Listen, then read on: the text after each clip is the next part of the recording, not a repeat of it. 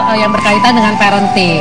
Ini kemarin saya ada ketemu salah satu pemirsa setia, anaknya itu udah kuliah. Dia ngomong gini, Cipan ini dong parenting untuk anak kuliah dong. Karena dari tadi tuh pondasi-pondasi yang diajarin itu sebenarnya bisa diaplikasikan untuk anak-anak di bawah 14 tahun.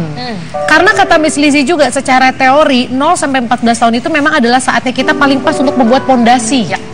Jadi ketika kita sekarang nih anaknya masih umur 8, umur 9 dan tanpa disadari Anda sering memberikan label pada anak, Anda masih punya waktu beberapa tahun untuk bisa berubah nih, untuk merubah anaknya. Nah sekarang menjawab pertanyaan tadi sebelum iklan, kategori sering.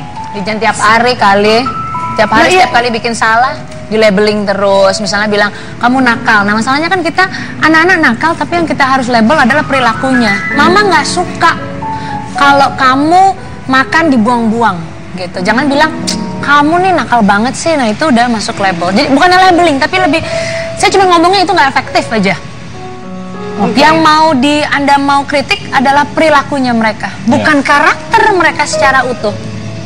Ya. Karena mereka belum terbentuk sekarang kan? Yes. Dan ingat labeling itu masuk ke dalam belief system, sistem keyakinan. Sering apapun yang sering Anda katakan itu yang terbentuk dan membentuk karakter mereka pada saat dewasa lain, pada saat dewasa di masa depan. Pada saat masa depan. Iya. Kalau misalkan paling simpel anaknya susah makan, kita ngambil contoh yang paling simpel. Kamu nih memang susah makan ya. Aduh, kamu tuh makannya susah banget sih. Itu labeling nggak? No, it's not a labeling. Itu bukan labeling. No, it's not. Jadi labeling itu adalah kamu reseh.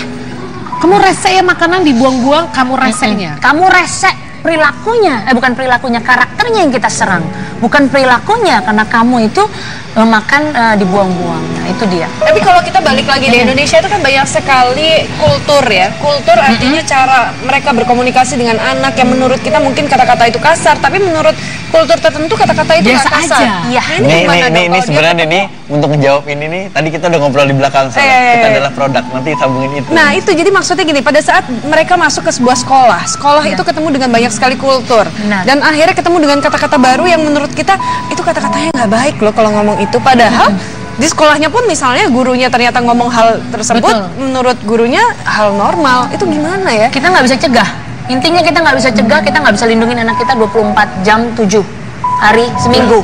Ya, tapi semua siapa yang jadi filter? Anda. Kalau Anda merasa bahwa itu nggak baik, katakan, Dek, nggak baik. Ya, selama kamu di rumah, kamu jangan bicara kata-kata itu.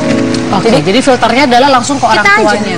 Kita nggak bisa ngontrol anak orang lain, mama orang lain untuk ikuti cara kita punya pola asuh. Tapi kita bisa kontrol anak kita sendiri, itu aja. Nah, Miss Lizzie, nyambung ke situ. Kalau misalkan kita berusaha menahan diri untuk bilang kamu bandel, makanan dibuang-buang, kamu bandel, makanan nggak dihabisin, sama misalkan kita bilang, nah coba deh biasain habisin makanannya, kalau nggak dihabisin Tuhan marah loh.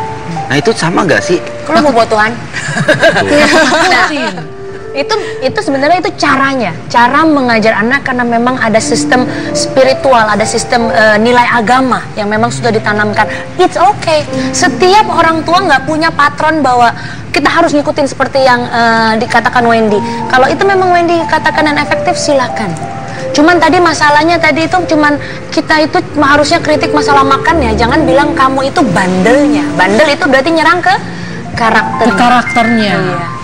Mama nggak suka cara kamu makan dibuang-buang, kritik itu aja. Nggak usah bilang bahwa kamu resek ya, kamu ini bandel ya, kamu ini anak nggak tahu aturan ya, itu melabel. Itu jangan serang karakternya, serang perilakunya. Tapi kalau gue lebih suka tadi waktu Miss Lizzie bilang bahwa melabeli itu adalah mencap. Jadi kita memberikan cap kepada anak kita yang sudah tidak bisa diangkat lagi. Nah, jadi maksud gue. Tapi telur yang ada capnya lebih mahal loh Pak. Telur asin? Iya, tapi kan kalau misalnya mau dihapus nggak bisa kan, pecahin aja telurnya.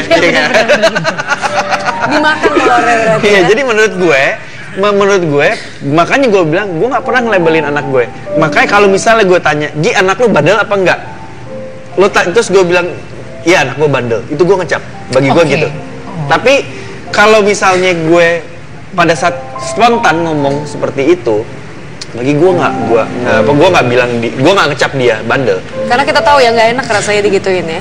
Iya. Jadi gini, misalkan kita lagi ngobrolin sama orang tua, terus ada orang tua yang bolak-balik ngomong, ya ini kok anakku cengeng banget ya, aduh anakku tuh pemalu banget ya. Itu apakah tanpa disadari kita melabel? Iya, Anda sudah melabel, Anda sudah mengecap itu di situ. Padahal kalau udah dibawa ke psikolog ya, pasti tanya, Bu, anak saya itu pemalu ketemu orang. Saya lihat, ya normal kali ya kalau anak itu kalau ketemu orang baru harus diem gitu. Masa dia harus yang halo apa kabar? Padahal, loh iya dong, mereka harus profiling. Ini orang baik apa enggak buat kita? Tapi kalau udah sama orang tuanya sendiri masih malu, Ada anak kayak gitu. Lo jarang pulang, lo jarang pulang lo kayaknya. Oh ya. kemarin itu gue jujur, gue sampai saking sedihnya ya waktu pas ngambil rapot kan anak gue nggak mau dipegang sama gue, terus gue ajak ngobrol nggak mau. Dia jijik mungkin nggak mau dipegang sama bapak. Gue sampai ngomong gini ke anak gue, ya udah ya, ayah di luar aja ya. Kok ayah nggak dianggap, malah jadi kayak tukang kebun ayah. Saking Enggak, tapi gini, anak lo masih manggil lo ayah kan? Nggak manggil om? enggak. Alhamdulillah nggak manggil ayah, nggak manggil om, opa. Ayah, cuma kadang-kadang begitu udah dibujuk mainan baru kayak gitu-gitu. Tapi ini ada sudut pandang yang menarik Ini loh. nih. Maksudnya mungkin kita tidak melabeli anak secara langsung, kamu nih nakal, tapi pada saat kita bercerita sama teman-teman itu dia. kita gitu, kok anak gue nakal banget ya? Kok anak gua- Curhat deh, Iya, curhatnya itu ketika dengan cara melabel. Bener, Iya, gitu, jadi itu udah label. Itu udah labeling. Dan yang paling parah sekarang adalah hati-hati buat Anda di rumah yang anaknya kan Anda sudah punya internet tuh. Iya, Bilang, bener-bener. udah tahu tuh ADHD apa. Ada yang suka dengan bangganya orang tua bilang anak gua ADHD. Anak gua ini emang autis. Nah, itu udah label sebenarnya. Tanpa pemeriksaan yang jelas dari dokter, psikiater atau psikolog. Kadang-kadang kita selalu bilang anak gua hiperaktif. Padahal anaknya cuma aktif, nggak hiper. Makanya gue bilang tadi, pada saat kita melabeli, gue suka tuh tadi yang lo baca. Ucapan orang tua itu adalah doa. Doa. Hati-hati tuh ngomong. Kalau misalkan aku bilang anakku bolak-balik, kamu pinter ya, kamu cantik, kamu model, padahal misalkan kenyataannya nggak seperti itu. Jatuhnya manipulatif nggak sih? Ya kalau pintar sih sebenarnya kita nggak salah dong kita bilang bahwa semua anak kita pintar. Semua orang manusia pintar. Pintarnya beda-beda. Ada pintar matematika, ada pintar ngelawak. Presentasinya, kapasitasnya juga beda ya. Iya, tapi pinternya memang ya. semua orang pintar. Nggak apa-apa. Kita bilang kamu unik, kamu special. Walaupun you're my padahal baby. nilai di sekolahnya misalkan jeblok terus nih, tapi karena oke kita nggak boleh melabeli, kamu pinter Nah, itu ya dia nak tuh. ya. Ya, Tapi anggap aja motivasi lah. Tergantung umur juga kali. Iya. Kalau anaknya udah mulai ngerti dengan itu, ya Iya, jangan iya, iya. dong. Kita kalau memang angkanya jelek, ya kita tetap harus real bahwa dia harus belajar lebih giat lagi mendapatkan nilai yang lebih. Orgini Cipan bilang dia, kamu pintar. Sesungguhnya kamu pintar. oh sesungguhnya kamu pintar ya. Nah, berarti ada Tapi- ada lagi yang harus tapi- lebih nah, digali. iya. Sebentar. Kita akan lanjut tapinya nanti. Kita iklan dulu gimana? Oke, tapi ada sesuatu yang akan diberikan lagi sama Wendy untuk pemirsa. Dengerin lagi ya. Lidah kita kadang-kala menentukan akan jadi apa anak-anak kita kelak. Nah, Bikin parno ya rasanya. Jangan kemana-mana ya. Cuma lidah. Tetap di bahasa basi, bahas sana, bahas ini.